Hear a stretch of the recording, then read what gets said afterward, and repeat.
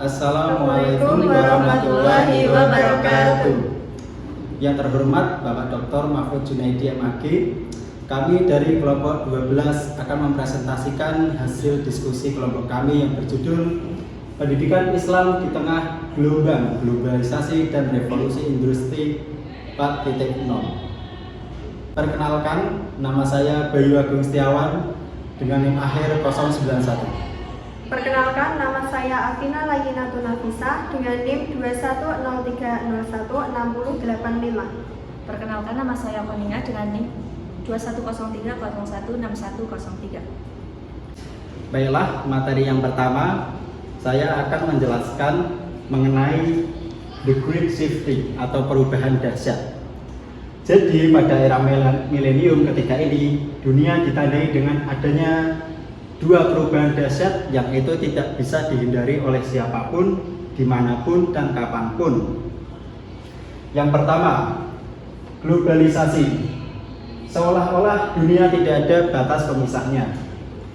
Jadi dengan globalisasi ini dikatakan bahwa dunia itu seolah-olah menjadi desa global yang transparan dan mudah ditembus dengan cepat dan akurat.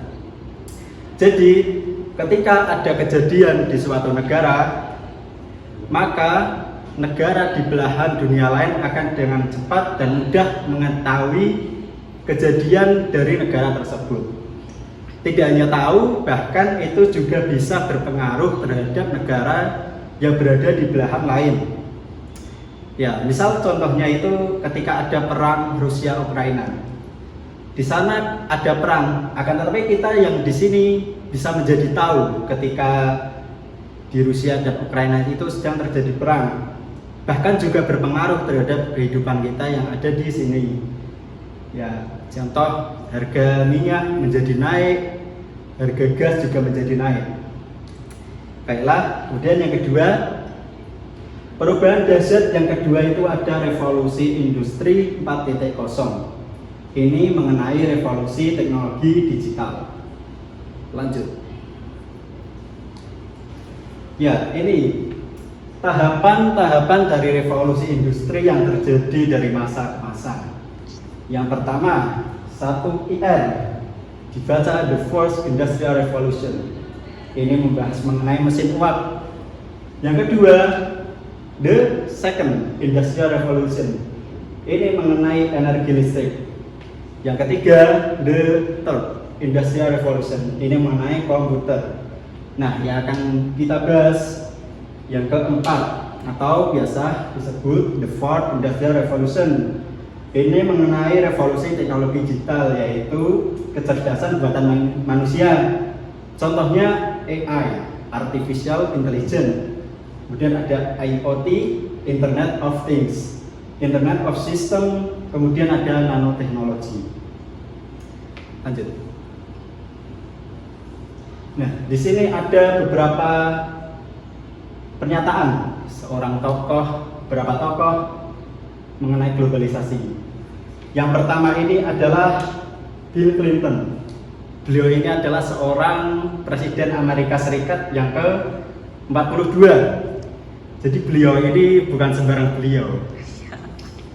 Beliau mengatakan bahwa globalization is not policy choice, it is fact. Globalisasi itu bukanlah pilihan kebijakan, melainkan adalah sebuah fakta. Jadi globalisasi itu fakta, kebenaran, itu nyata dan terjadi. Kemudian yang kedua ada pendapat dari Tony Blair. Beliau ini adalah seorang mantan Menteri Perdana Inggris. Beliau mengatakan, globalization is irreversible and irresistible. Jadi globalisasi itu tidak dapat dirubah dan tidak dapat ditahan lagi. Globalisasi itu pasti terjadi, tidak dibatasi, yang mana itu memerlukan adanya kreasi dan inovasi, sehingga kita mampu bertahan di era globalisasi seperti sekarang ini. Lanjut. Ya, lalu kapan awal era globalisasi? Ya, di sini pada akhir abad ke-20 menjelang abad ke-21. pada akhir 1980-an dan akhir 1990-an yang ditandai dengan berakhirnya era lama, yaitu modernisme dan postmodernisme. Lalu apa tanda-tandanya? Ada 3. Yang pertama, runtuhnya Uni Soviet. Uni Soviet sebagai negara yang memiliki kekuatan besar pada akhirnya runtuh menjadi salah satu tanda awal globalisasi. Yang kedua, berkembangnya IT. Nah, di sini menghubungkan dunia dalam jaringan komputer global atau yang biasa disebut World Wide Web (WWW) dan perangkat komunikasi, yaitu internet. Perdagangan internasional menjadi lebih mudah.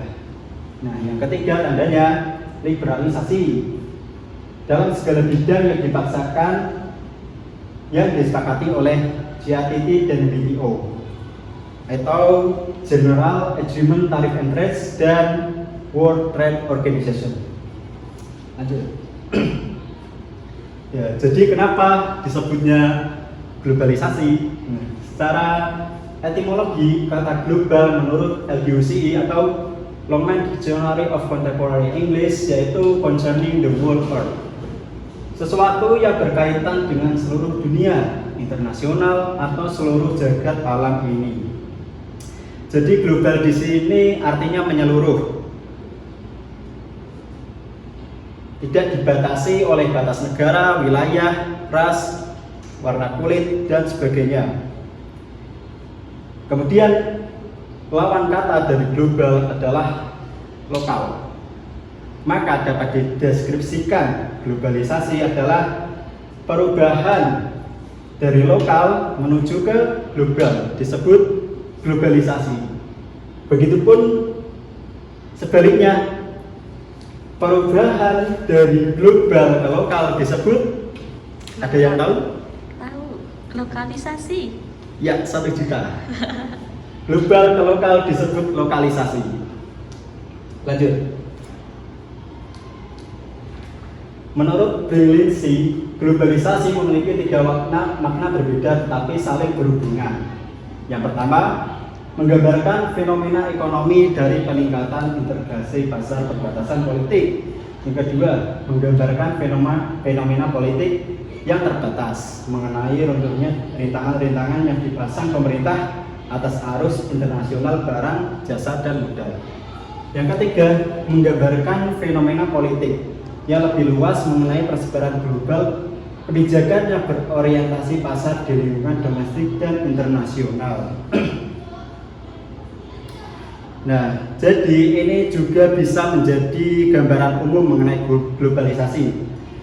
Dapat dikatakan bahwa globalisasi ini merupakan serangkaian proses yang kompleks yang didorong oleh perpaduan antara politik dan ekonomi.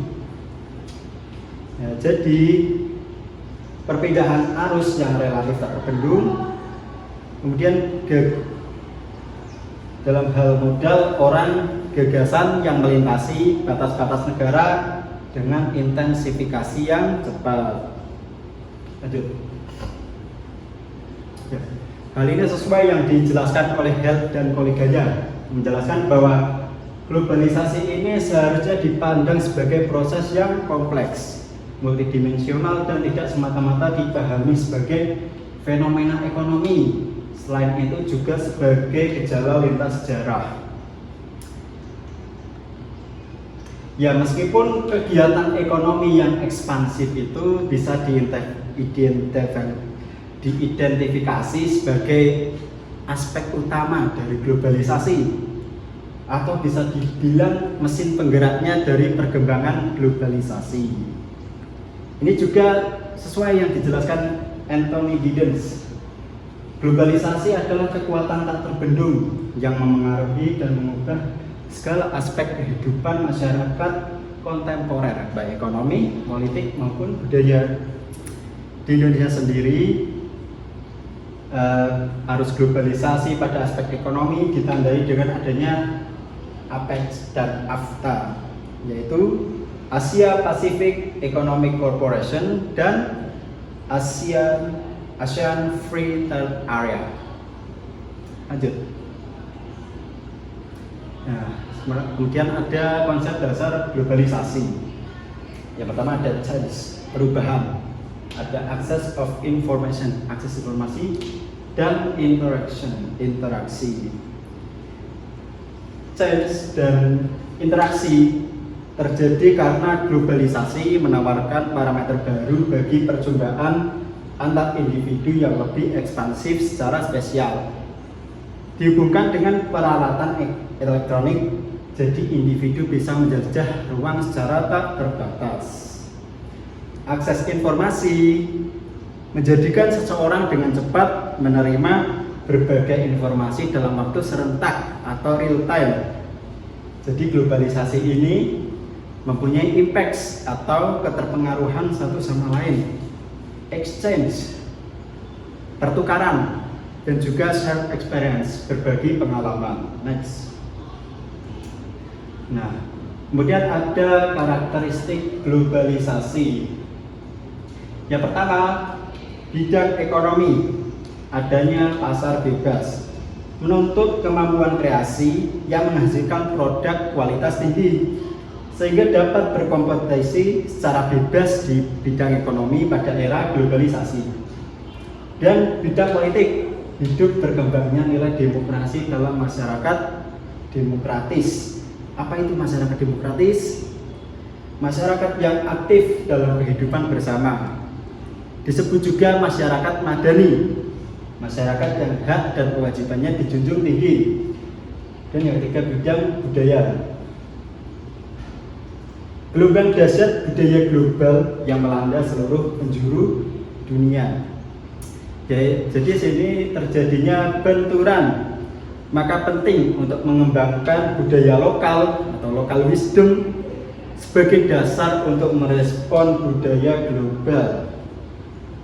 Adapun ciri lain adalah berkembang pesatnya TIK, teknologi informasi dan komunikasi. Begitu juga dapat berlangsung secara cepat dan sangat mudah, sehingga seolah-olah dunia ini tidak ada batas pemisahnya. Kesimpulan, globalisasi sebagai sebuah proses sejarah yang panjang, meniscayakan terjadinya perdagangan, pembangunan dengan sistem pengetahuan, terjadinya perubahan sosial yang masif dan sistematis yang mengubah pola komunikasi, teknologi, produksi, dan konsumsi, serta peningkatan paham internasional sebagai sebuah nilai budaya. Selanjutnya, menurut Malcolm Waters, 1995, proses globalisasi merupakan suatu proses yang kompleks dan dikategorikan dalam 3 bidang, yaitu globalisasi bidang ekonomi, globalisasi bidang politik, dan globalisasi bidang kebudayaan. Next.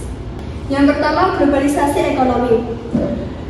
Secara historis, globalisasi ekonomi itu dilatar belakangi dengan adanya konferensi Bretton Woods di Amerika pada tahun 1994. Jadi, sejarah munculnya konferensi Bretton Woods ini pada abad ke-19, sistem perdagangan internasional yang awalnya menggunakan sistem perekonomian merkantilisme, kemudian pada Perang Dunia Kedua mengalami kemunduran, sehingga dengan semangat liberalisasi, Amerika Serikat dan Inggris membentuk konferensi yang sering disebut dengan konferensi Bretton Woods. Konferensi Bretton Woods ini menghasilkan 3 kesepakatan. Yang pertama, liberalisasi terbatas antar perdagangan dan penciptaan aturan-aturan yang mengikat kegiatan ekonomi internasional. Yang kedua, menciptakan sistem pertukaran mata uang yang stabil. Sistem pertukaran mata uang ini disamakan dengan dolar Amerika Serikat, karena Amerika Serikat pada saat Perang Dunia Kedua menyimpan cadangan emas terbesar. Yang ketiga, pendirian 3 organisasi internasional, yaitu yang pertama International Monetary, yang tugasnya untuk mengatur sistem keuangan internasional. Yang kedua, International Bank for Reconstruction and Development, atau World Bank yang tugasnya untuk memberi pinjaman bagi pembangunan Eropa setelah perang tersebut. Kemudian pada tahun 1950 tujuan organisasi ini diganti menjadi untuk membiayai proyek industri di negara-negara yang berkembang. Yang ketiga, organisasi yang ketiga yaitu General Agreement on Tariff and Trade atau GATT, yang tugasnya itu untuk mengatur perumusan dan pelaksanaan kesepakatan perdagangan multilateral atau kerjasama antar bangsa dan wilayah tanpa memandang wilayah beda. Kemudian organisasi ini pada tahun 1995 namanya diganti menjadi World Trade Organization atau WTO. Next, sistem Bretton Woods bertahan selama 30 tahun. Kemudian pada tahun 1970, sistem Bretton Woods ini mengalami kemunduran karena sistem Bretton Woods dianggap tidak efektif lagi dan beberapa negara di Eropa mengalami kehancuran ekonomi, sehingga sistem Bretton Woods digantikan oleh sistem pasar bebas atau perdagangan bebas. Alasannya digantikan menjadi sistem pasar bebas perdagangan karena sistem pasar bebas ini dianggap dapat menghapus hambatan-hambatan yang terjadi pada sistem Bretton Woods. Selanjutnya, ciri-ciri globalisasi ekonomi. Menurut Martin Court, ciri-ciri globalisasi ekonomi yaitu meningkatnya konsentrasi dan monopolisasi sumber daya ekonomi oleh perusahaan dan dana keuangan global atau sering disebut dengan transnasionalisasi. Yang kedua, perusahaan multinasional berubah menjadi perusahaan transnasional. Jadi, awalnya perusahaan multinasional ini mendominasi pasar bebas. Kemudian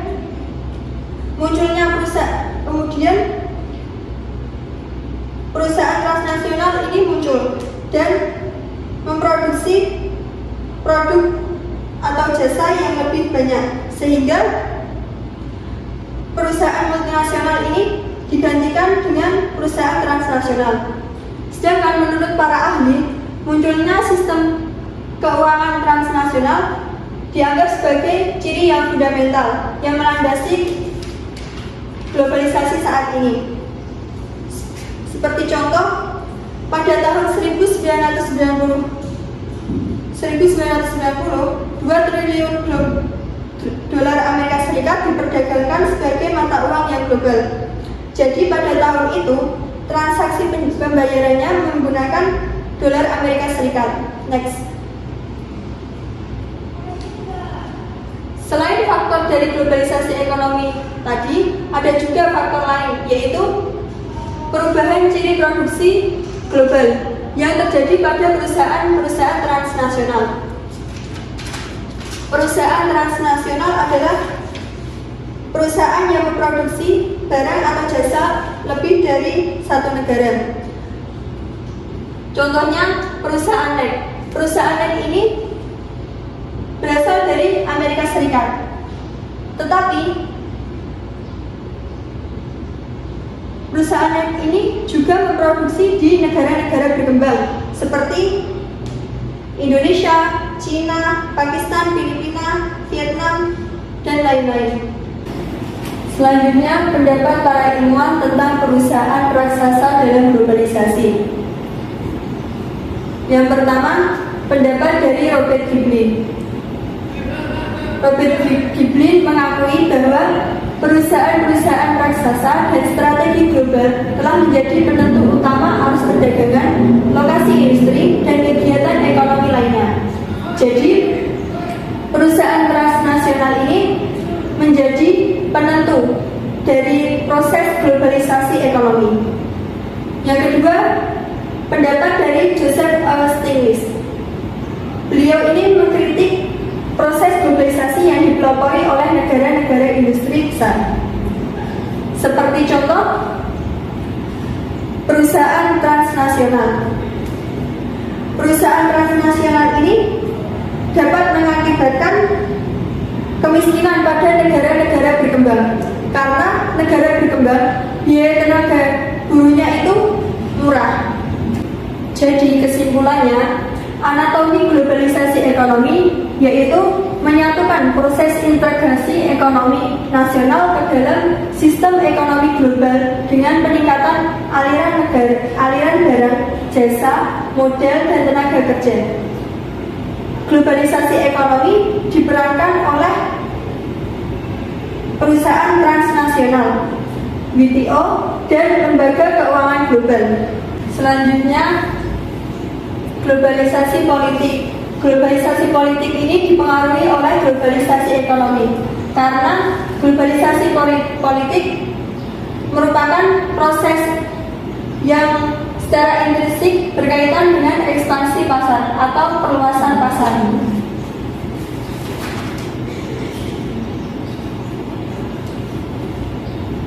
Dalam hal ini, politik akan menjadi asisten dari pasar bebas. Menurut Lowell Bryan dan Diana Farrell menjelaskan bahwa globalisasi politik dapat menjadikan peran pemerintah pada akhirnya akan menyusut menjadi superkonduktor bagi kapitalisme global. Maksudnya di sini, negara atau pemerintah hanya sebagai pelayan bagi kapitalisme, karena negara membiarkan sumber dayanya tereksploitasi untuk memperkaya negara-negara model.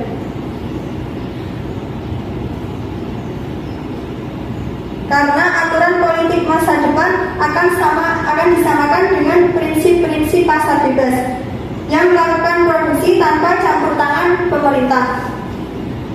Tetapi globalisasi politik juga melahirkan demokrasi kosmopolitan yang akan membentuk dasar-dasar yang konstruktif bagi pluralitas identitas agar saling menghormati dan akuntabel.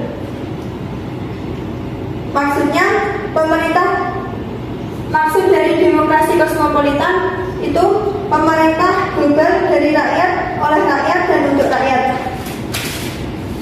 Pandangan ini meliputi elemen-elemen politik sebagai berikut. Yang pertama, parlemen global yang berbeda-beda. Parlemen global yang menghubungkan dengan wilayah, negara, dan lokalitas kesepakatan baru mengenai hak dan kewajiban yang terbagi ke dalam domain kekuasaan politik, sosial, dan ekonomi yang berbeda. Yang kedua, pemisahan formal antara kepentingan ekonomi dan politik. Jadi, kepentingan ekonomi itu dipisahkan dengan kepentingan politik. Yang ketiga, hukum global yang saling berkaitan. Hukum global yang saling berkaitan dengan mekanisme penegakannya dari yang tingkat lokal menjadi tingkat yang global. Jadi, dalam demokrasi kosmopolitan, pengambilan keputusannya itu dibuat oleh warga, sehingga menghindari adanya hierarki pemerintah tunggal. Globalisasi politik juga dapat membentuk kelompok kerjasama antar bangsa. Contohnya, di negara Eropa yang membentuk organisasi Uni Eropa yang menghasilkan mata uang Eropa yang disebut dengan Euro. Selanjutnya, menurut Richard Falk, globalisasi dapat mendorong kekuatan sosial transnasional demokrasi yang berjalin erat dengan masyarakat sipil yang saling berkembang. Jadi, globalisasi politik ini dapat mendorong interaksi antara transnasional dengan masyarakat untuk mendorong kepentingan bersama. Globalisasi politik juga melahirkan kerjasama regional seperti ASEAN. Next. Ciri lain dari globalisasi politik yaitu demokrasi dan hak asasi manusia. Hal ini dapat diketahui dari contoh pada pada tahun 1970 dan 1980 ada 30 negara mengalami pergeseran sistem otoritarian yang menuju pada sistem demokrasi. Perlu diketahui bahwa perkembangan ekonomi merupakan penyebab utama terjadinya perubahan politik di banyak negara.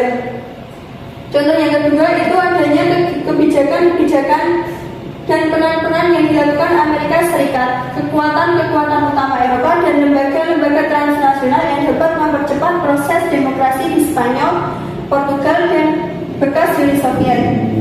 Di Indonesia juga terjadi proses demokrasi, yaitu diadakannya pemilihan umum, presiden dan kepala daerah oleh rakyat yang terjadi sejak reformasi tahun 1998. Next. Tadi juga disampaikan oleh Bung Tinton. Beliau menyatakan bahwa perubahan-perubahan politis dan keruntuhan Uni Soviet menjadi sebab timbulnya keyakinan di kalangan masyarakat Barat. Contohnya di Amerika Serikat, bahwa revolusi demokrasi global yang berjalan menjadikan konsep-konsep Barat tentang hak asasi manusia dan bentuk-bentuk demokrasi politik Barat akan diberlakukan di seluruh dunia. Pernyataan tersebut juga disetujui oleh Presiden Bush dan Sekretaris Negara James Baker pada tahun 1990. Beliau menyatakan bahwa demokrasi senantiasa berada di balik setiap kebijakan pemerintah Amerika Serikat pasca berakhirnya Perang Dingin.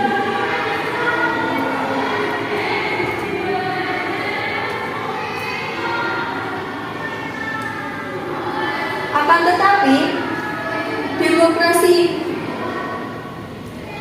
yang diprogramkan oleh Barat tadi itu mendapat tantangan dari negara-negara Islam dan Asia.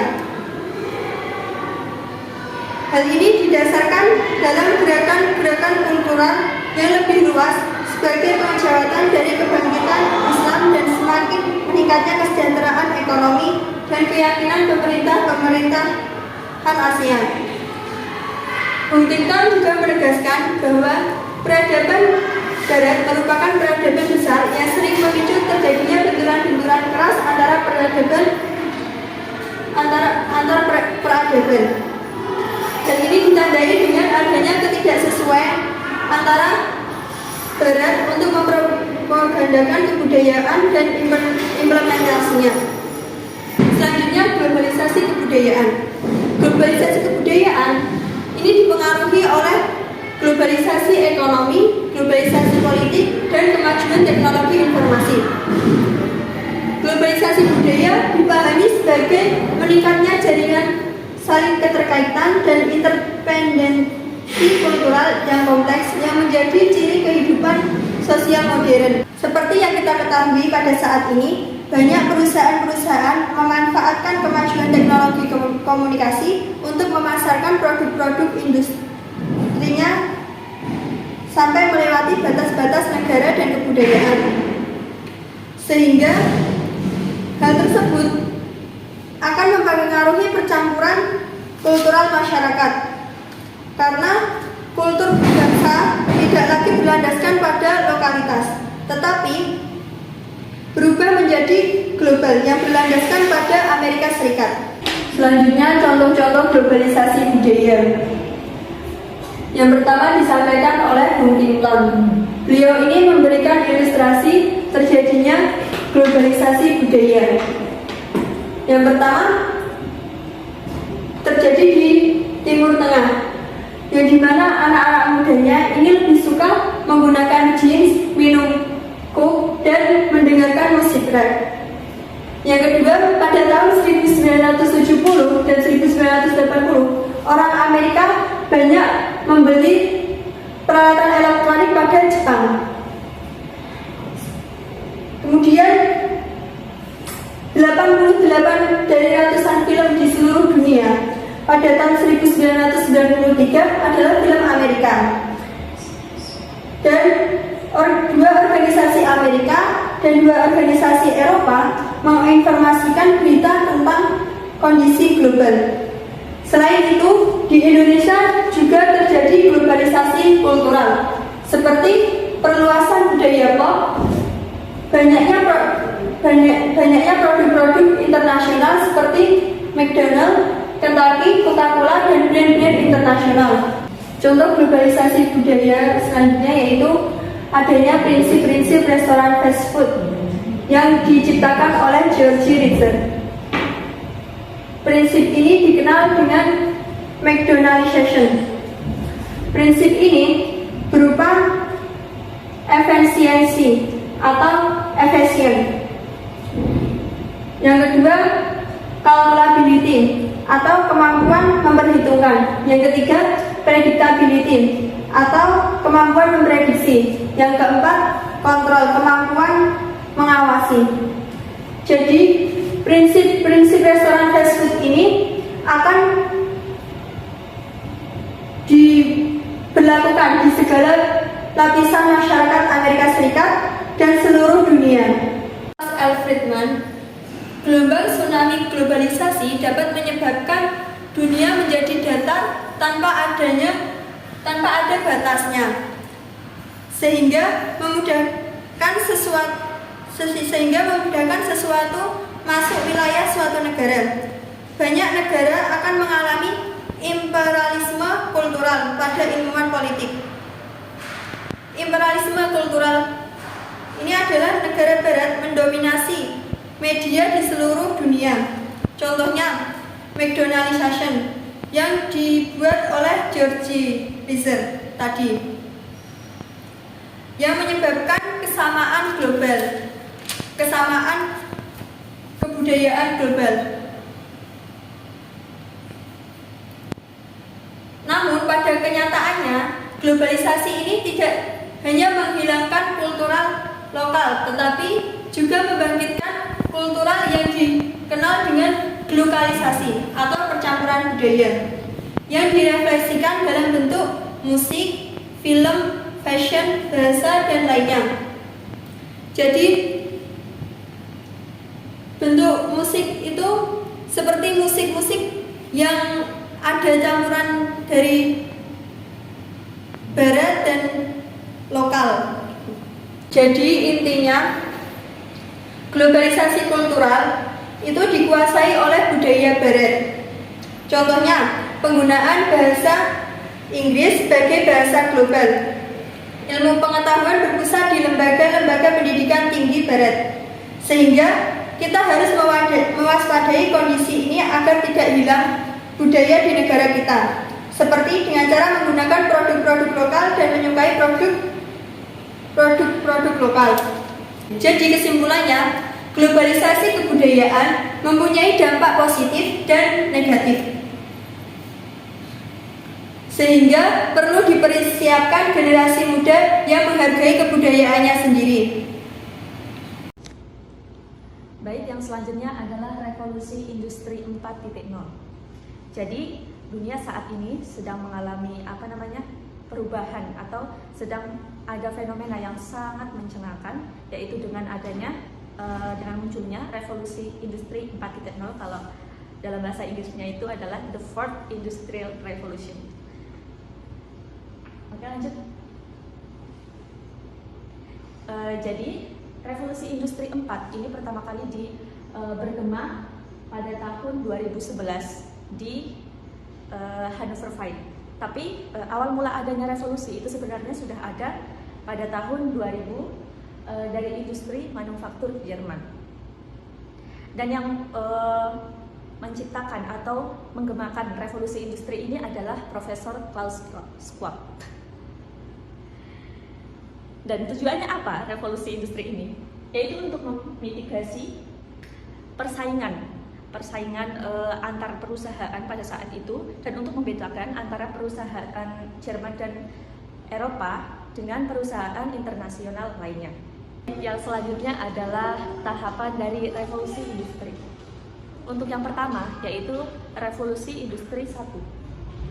Revolusi industri 1 ini ditandai dengan adanya mesin uap yang menjadikan masyarakat pada saat itu menjadi produktif.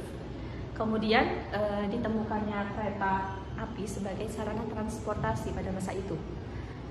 Kemudian didominasi juga dengan industri tekstil dan baja. Nah, mengapa revolusi industri 1 ini sangat penting? Karena revolusi ini menjadikan para pekerja yang semula menggunakan tenaga tangan, otot, dan lain sebagainya, ini sudah berubah menjadi menggunakan mesin. Untuk yang kedua, yaitu revolusi industri 2. Ini ditandai dengan industrialisasi yang sangat cepat melalui penggunaan minyak dan listrik. Jadi kalau revolusi industri 1 ini ditemukannya mesin uap, nah revolusi industri 2 ditemukannya industrialisasi menggunakan listrik. Jadi ditemukannya listrik itu pada revolusi industri 2. Kemudian revolusi industri 3 ini menggunakan mesin. Untuk yang kedua, yaitu revolusi industri 2.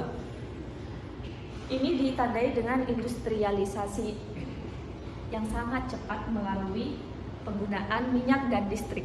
Jadi kalau revolusi industri 1 ini ditemukannya mesin uap, nah revolusi industri 2 ditemukannya industrialisasi menggunakan listrik. Jadi ditemukannya listrik itu pada revolusi industri 2.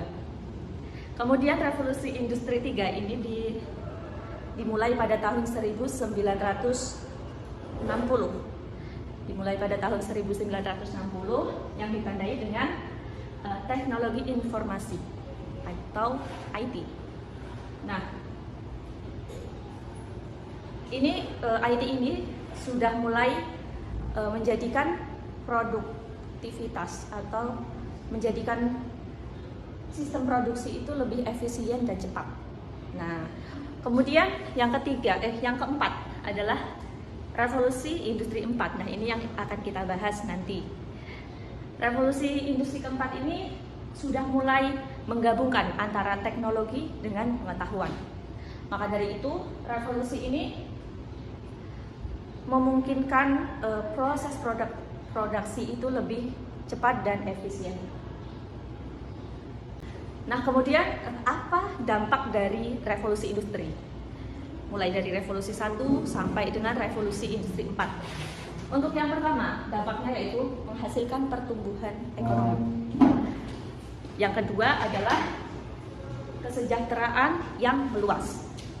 Untuk yang ketiga adalah produktivitas yang meningkat karena sudah banyak mesin, sudah banyak perusahaan industri, itu membuat produktivitas meningkat. Untuk yang selanjutnya yaitu dengan berdampak bagi kemajuan peradaban manusia. Yang selanjutnya adalah for IR sebagai Internet of Things atau IoT. Yang pertama adalah IoT adalah sebuah bagian integral Internet masa depan. Kemudian IoT juga didefinisikan sebagai infrastruktur jaringan global yang dinamis, jaringan yang meluas yang bisa terus-menerus berubah. Kemudian selanjutnya adalah data dan layanan yang akan mengubah produksi di masa depan, logistik, dan proses kerja. Nah, harapannya apa? Harapannya agar IoT ini berperan aktif dalam bisnis, informasi, maupun interaksi sosial yang itu memungkinkan untuk berinteraksi dan berkomunikasi. Nah, tujuan utama dari IoT ini adalah memungkinkan sesuatu atau things ini dapat dihubungkan kapan saja dan di mana saja. Selanjutnya adalah 5 alasan penting revolusi industri 4 menurut Carl Schmitt. Untuk yang pertama, revolusi industri 4 ini mampu mengurangi tantangan dalam membuat perusahaan itu semakin fleksibel dan responsif terhadap tren bisnis. Untuk yang kedua yaitu revolusi industri 4 itu memungkinkan transformasi ekonomi itu menjadi lebih modern dan lebih inovatif. Untuk yang ketiga adalah menyoroti peran konsumen sebagai pusat dari segala kegiatan. Jadi apa yang dibutuhkan konsumen sekarang yang akan menjadi pusat kegiatan produsen. Kebanyakan seperti itu. Untuk yang selanjutnya adalah menempatkan manusia sebagai pusat produksi. Manusia itu sebagai pusat produksi. Yang selanjutnya adalah menemukan solusi atas tantangan. Jadi revolusi industri 4 ini bisa menjadikan solusi atas tantangan terkait sumber daya, lingkungan, sosial, dan dampak ekonomi serta sosial yang lainnya. Revolusi industri 4 ini ditandai dengan pemakaian internet sebagai kegiatan ekonomi produktif. Nah, ada 3 komponen dalam hal ini, yaitu yang pertama ada Internet of Things atau IoT. Sebagaimana tadi sudah dijelaskan bahwa IoT ini bertujuan untuk memanfaatkan konektivitas dan jaringan yang terhubung secara terus-menerus. Kemudian yang kedua ada cloud computing. Cloud computing ini adalah pemanfaatan teknologi komputer dengan internet. Kemudian yang ketiga ada globalisasi bidang kebudayaan. Nah, hal ini diharapkan agar memperluas dan Nah, hal penting lainnya dalam revolusi industri 4 ini adalah platform based competition atau kompetisi berbasis platform. Kemudian apa itu platform? Jadi Renat Kasali mendefinisikan bahwa platform adalah sebuah bisnis yang didasarkan pada interaksi penciptaan nilai value. Penciptaan nilai antara yang memungkinkan antara produsen eksternal dengan konsumen. Yang kedua adalah bersifat partisipatif untuk memfasilitasi interaksi dengan sistem tata kelola yang mumpuni. Untuk yang ketiga adalah platform mempertemukan segala supply terkait kehidupan dan sosial dengan demand-nya. Kemudian dampak dari platform ini adalah membawa perubahan dalam kehidupan yang lebih luas. Kemudian yang kedua ada memberikan peluang baru yang tidak ditemukan pada era-era sebelumnya. Untuk yang ketiga adalah munculnya banyak perusahaan yang berbentuk platform. Nah, implementasi dari platform yaitu yang pertama ada pada perusahaan. Perusahaan berbentuk platform yang terkenal itu ada Apple, Google, Microsoft, Amazon, IMB, Samsung, Intel, Facebook, dan lain sebagainya. Yang kedua ada dalam bidang world class atau kampus yang mendunia. Itu ada Harvard, MIT, ada Stanford, dan lain sebagainya. Kemudian ada dalam perusahaan industri Indonesia, itu ada yang berbentuk platform, itu contohnya ada Gojek, Bukalapak, Traveloka, dan Kitabisa, dan lain-lain. Nah, dampak platform ini ada positif dan negatifnya juga dalam hal psikologi, sosial kehidupan, dan dalam ekonomi serta bisnis juga. Nah, hal penting lainnya dalam revolusi industri 4 ini adalah platform based competition atau kompetisi berbasis platform. Kemudian apa itu platform? Jadi Renat Kasali mendefinisikan bahwa platform adalah sebuah bisnis yang didasarkan pada interaksi penciptaan nilai value. Penciptaan nilai antara yang memungkinkan antara produsen eksternal dengan konsumen. Yang kedua adalah bersifat partisipatif untuk memfasilitasi interaksi dengan sistem tata kelola yang mumpuni. Untuk yang ketiga adalah platform mempertemukan segala supply terkait kehidupan dan sosial dengan demand-nya. Kemudian dampak dari platform ini adalah membawa perubahan dalam kehidupan yang lebih luas. Kemudian yang kedua ada memberikan peluang baru yang tidak ditemukan pada era-era sebelumnya. Untuk yang ketiga adalah munculnya banyak perusahaan yang berbentuk platform. Nah, implementasi dari platform, yaitu yang pertama ada pada perusahaan. Perusahaan berbentuk platform yang terkenal itu ada Apple, Google, Microsoft, Amazon, IMB, Samsung, Intel, Facebook, dan lain sebagainya. Yang kedua ada dalam bidang world class atau kampus yang mendunia, itu ada Harvard, MIT, ada Stanford, dan lain sebagainya. Kemudian ada dalam perusahaan industri Indonesia, itu ada yang berbentuk platform, itu contohnya ada Gojek, Bukalapak, Traveloka, dan Kitabisa, dan lain-lain.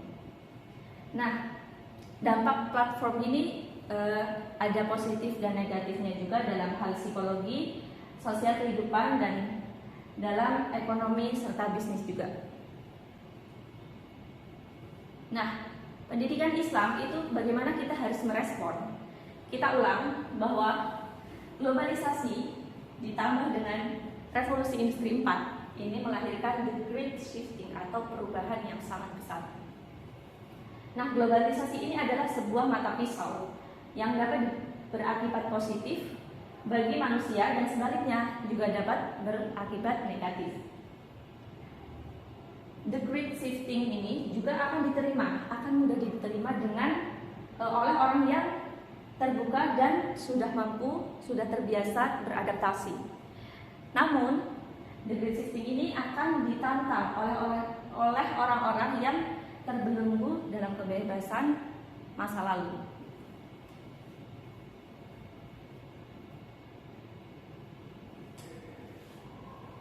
Nah, dampak dari revolusi industri juga dalam kehidupan di era globalisasi dan revolusi industri 4 ini ada cyber. Jadi segalanya itu sudah masuk dalam cyber. Ada cybermu, cyber baby, cyber psikologi, ada cyber parenting, ada cyber crime, dan cyber lainnya. Nah, dalam era globalisasi dan revolusi industri 4 ini dengan banyaknya cyber dan konsekuensinya. Lanjut. Nah, lalu filsafat pendidikan yang bagaimana yang harus diterapkan. Kemudian bagaimana pendidikan Islam dalam mendidik mereka dengan baik dan menyenangkan. Nah, jadi pendidikannya itu diubah menjadi dari pendekatan what to learn, bagaimana apa yang akan dipelajari, menjadi how to learn, bagaimana dia belajar. Kemudian ada cyber Islamic education. Jadi tadi ada cybermu, ada cyber psikologi, ada cyber parenting. Maka tidak salah kalau kita juga membuat cyber Islamic education atau pendidikan agama berbasis dunia maya. Kemudian kita juga harus menerapkan kepada peserta didik itu terkait etika profesional di era modern. Yang pertama yaitu efisiensi, little waste atau berdaya guna. Untuk yang kedua ada diligence and busy, itu kesibukan yang terarah. Yang ketiga ada orderliness atau tertib. Yang keempat ada punctual atau ketetapan waktu. Yang kelima itu ada frugality, humbleness atau kebersahajaan. Yang keenam ada scrupulous, honesty, kejujuran yang ketat. Yang selanjutnya yaitu yang ketujuh ada rasionalitas dalam keputusan tindakan. Keputusannya itu rasional, yang akan siap dari segala perubahan. Yang selanjutnya adalah kewaspadaan akan kesempatan. Yang kesembilan itu mereka hidup dalam changing world. Yang selanjutnya adalah usaha integrity atau amanah, yaitu kerjasama untuk kesejahteraan masyarakat dan keinginan untuk melihat ke depan, antisipatif.